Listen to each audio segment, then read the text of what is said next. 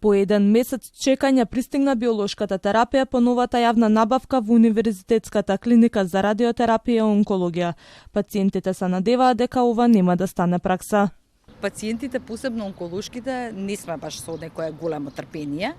Тоа е најмногу од фактот што болеста е таква, надежта се тие лекови и таа терапија.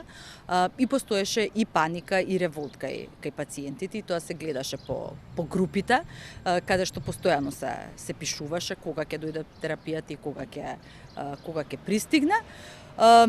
Се случи тоа што се случи, јас се надевам дека со зголемениот буџет нема да се случи до крајот на годината повторно, дека ќе има доволно терапија.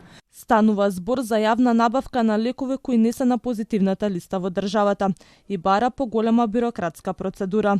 Менаџментот уверува дека клиниката ќе има поголем буџет, но и 7 нови лекови за различен вид на канцер. Пациентите благовремено ќе бидат известени од страна на персоналот на Универзитетската клиника за радиотерапија и онкологија за кога да дојдат за апликација на терапијата или за подигање на таблетарната терапија.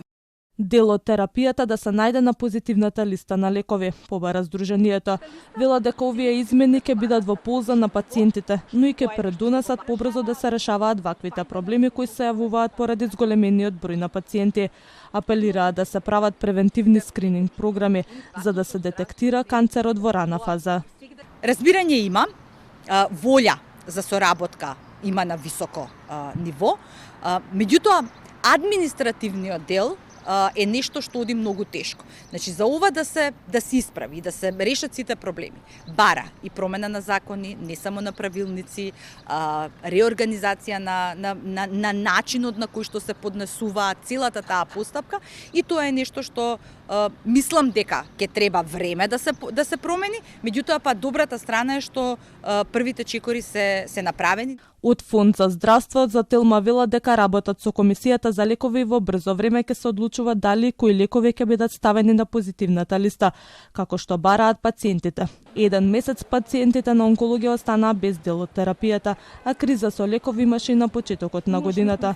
Тогаш надлежните посочија дека решението е во формирање на национален регистар на онколошки пациенти, кој треба да даде точен увид во бројот на заболени, но и подобро планирање на набавките, за тие никогаш да не останат без терапија.